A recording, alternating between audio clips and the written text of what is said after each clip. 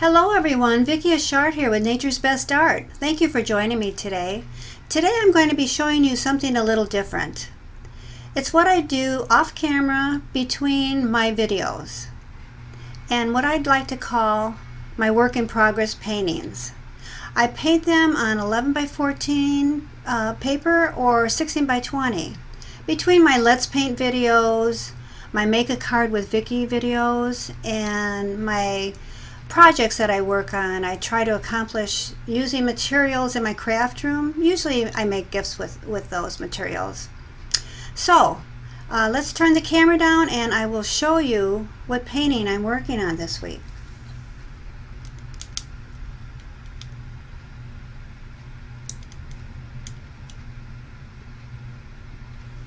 And here it is. I call it my the Bluebird, well, not mine, but Bluebird and Black-eyed Susans. And a little bit here is where I decided to change up a few little things there, and so I got to paint in that yet. And I finished these part of the flowers, the Black-eyed Susans. And the Bluebird, I just love. I painted a card a couple weeks ago. You may remember them with my Let's Paint series, and I just couldn't get that Bluebird out of my mind. I thought it was so cute. So I painted it again. And today we're going to be painting these flowers.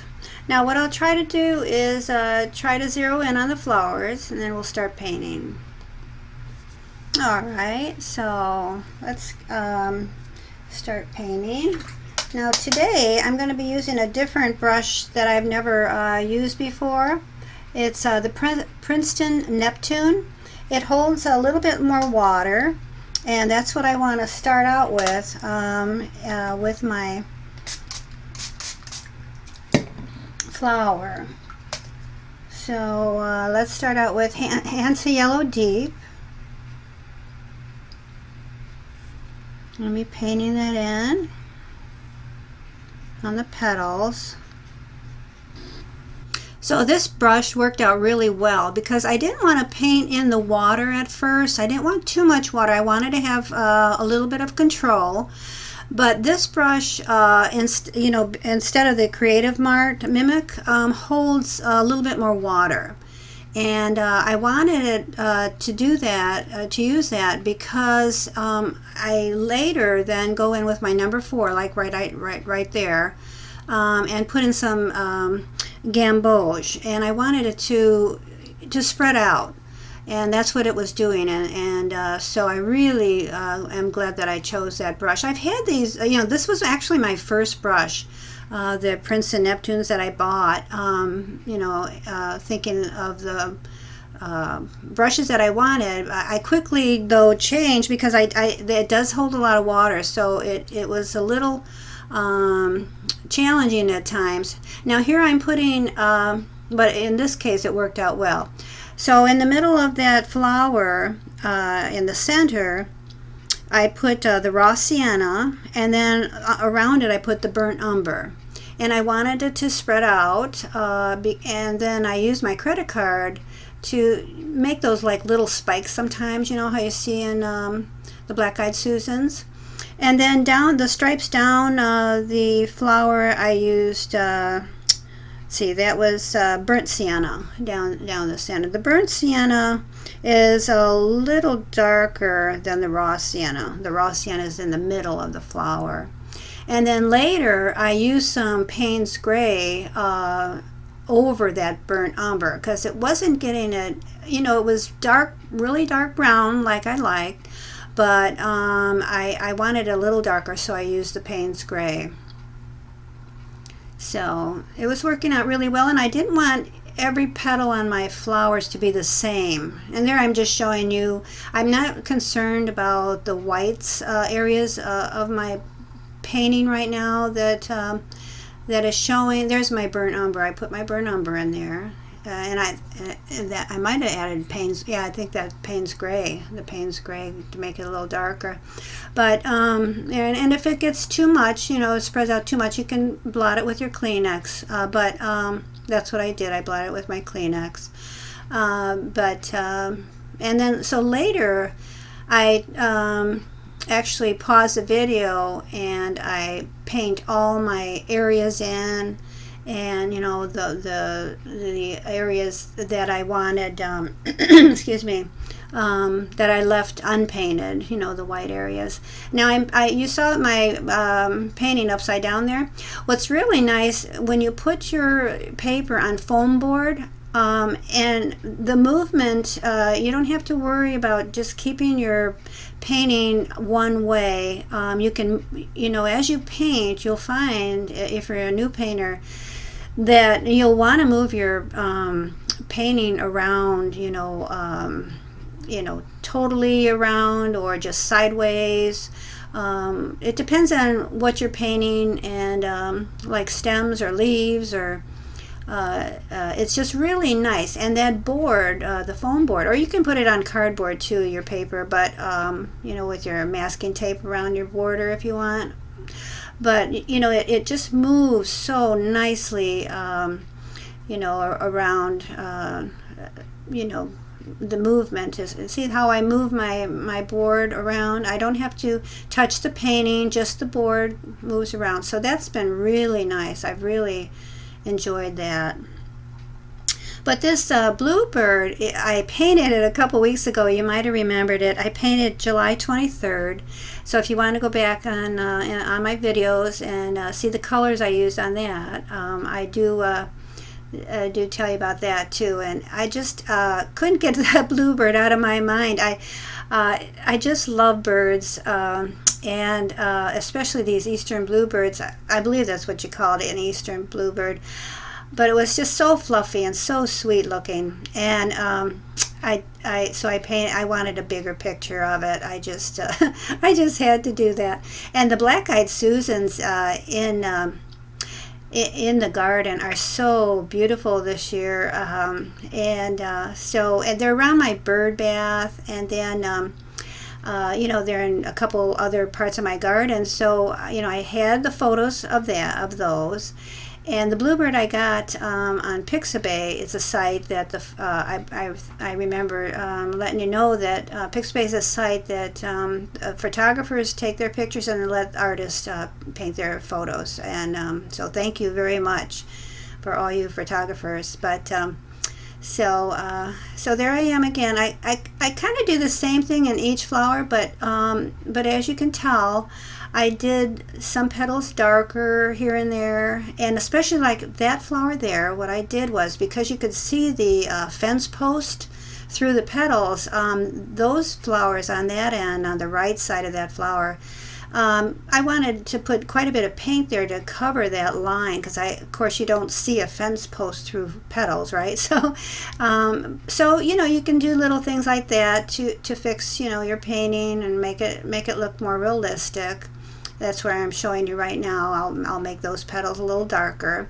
So that's where I went in and, you know, put probably, you know, my the burnt sienna, more of the burnt sienna color in there. And I just love the way that flower actually turned out. And right below it is a leaf that I continually thought it was part of the fence post. So I kept painting all throughout my painting. I kept painting that poor leaf on the bottom there gray, and then so finally I thought, okay, Vicki, leave this alone. It is a leaf below that flower. So so later though, when I paint my leaves in and my stems, I actually totally forget excuse me, that leaf even exists, to that poor leaf. So I stopped the video and I thought, okay, now I'm done. And then I turned the video back on because I thought, oh, that poor leaf wasn't painted. So anyway, I don't know what that was all about, but I got it painted, and I really, really like that. That flower actually turned out to be my favorite one. So anyway, it was kind of fun. But now these paintings that I do between, you know, my Let's Paint series and my Make a Card with Vicki and my projects, they're all posted on my website. Tom, my husband, posts my watercolor paintings and my pressed floral work on our watercolor gallery and our pressed floral gallery. But so I think I'm hoping that he'll get this posted within the month, within the next month, and also my other ones that I have done. He's starting to put them in mats, or sometimes we don't put them in mats.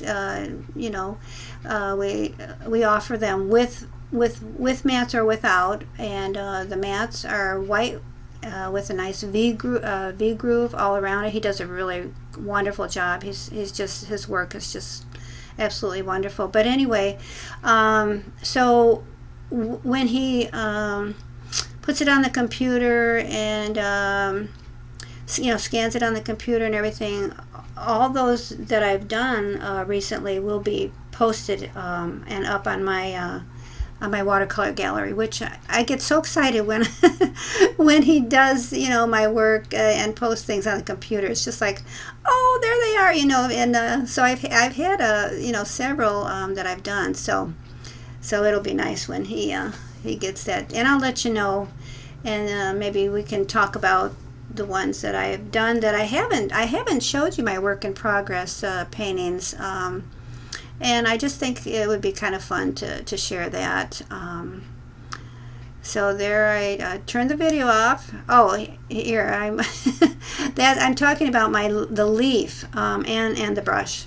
It's going really fast, so let me start with the leaf. Okay, I brought the leaf in. I want to show you that because the point of that was that I wanted to get an accurate painting of the leaf, because they are distinguishable as far as every leaf, and of course every flower is different.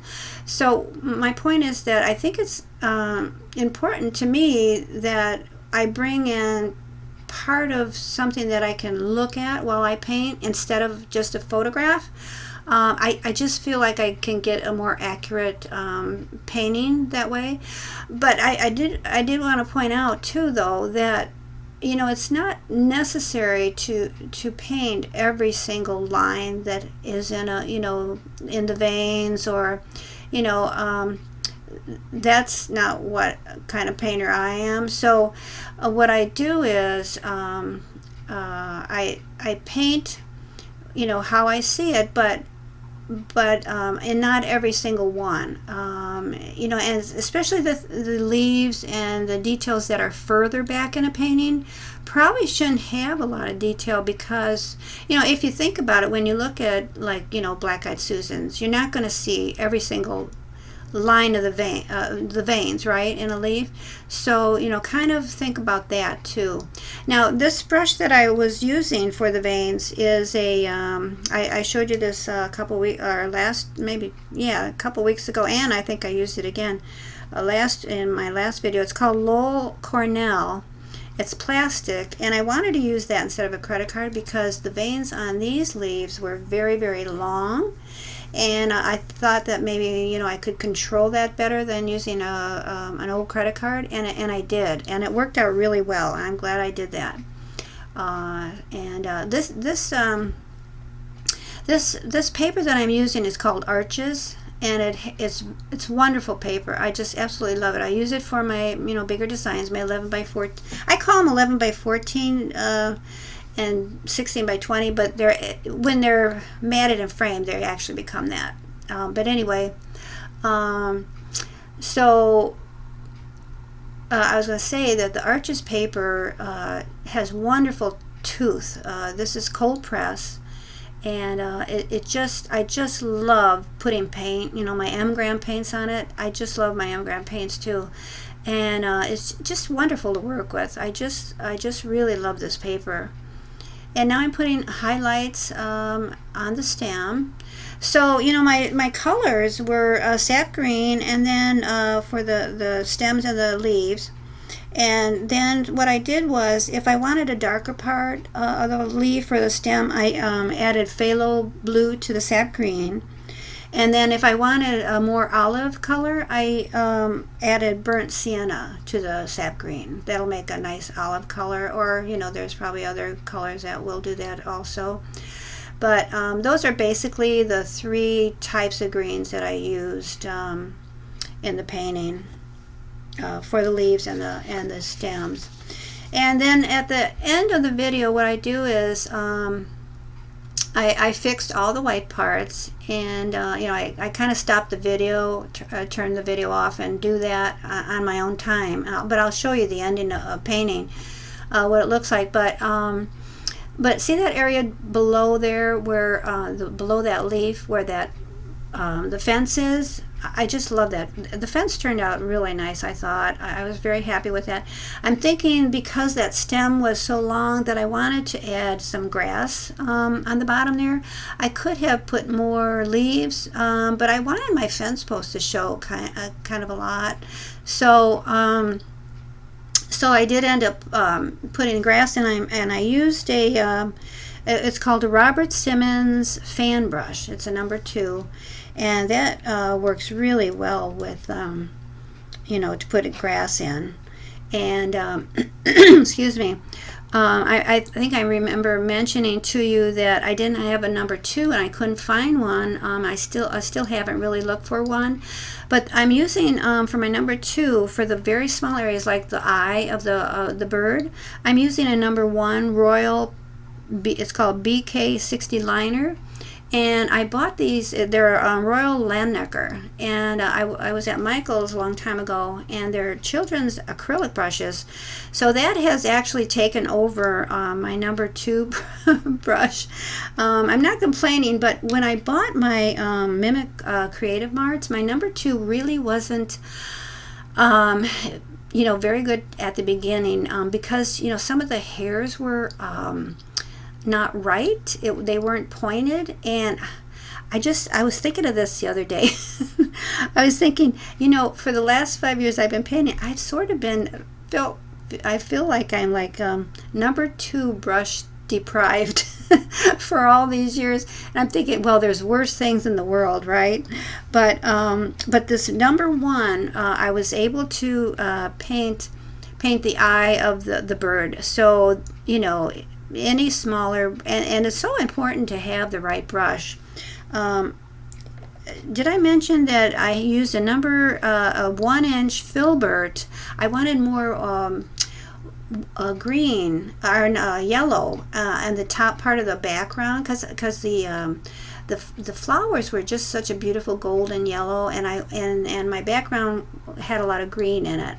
And I did not put any Hansa Yellow Deep in the background, but I picked up my Filbert, my 1-inch, and they're sort of like a oval type of brush, and I used that, and it worked wonderfully. If you ever have to you know, put more color in your background, use a Filbert, because there's, like, you know, I had no hard edges. It just worked out beautifully. I just wanted to let you know that too. So I'm almost finished with the leaves, I can see, and started to put some highlights on my leaves. I love to make highlights. You know, it looks kind of like the sunish is shining on the leaf. And like I say, my favorite flower, I don't know which one's my favorite. I think it's this bottom one. It was just kind of cute. You know, if they I used to do this with my pressed flowers too, my pressed flower designs. If they kind of really look alive, and they kind of could, you know, talk to you, and you know, like maybe blowing in the wind or whatever, then you got a good design. So I was quite happy with some of these flowers, the way they were turning out. And a few of them I, you know, wish that I did a little different. Of course, there's always that. But you'll see me making that leaf and completely just forgetting that one other leaf. That poor leaf was just forgotten, the whole painting. And there I am, finally painting that leaf and giving it a little get love and painting there. And I loved that leaf there. It looked like it belonged, and looked real pretty, I thought. So, but let your friends know, your nature lover friends and your art and craft friends know of the paintings that I do, and would love for them to look at all the paintings. And there I showed you all the white parts that I painted, and the grass that I put in. I really thought that this turned out really pretty. I really love it. So thank you for joining me today, and until next time, yes, please give me a thumbs up if you like this video. Until next time, happy creating.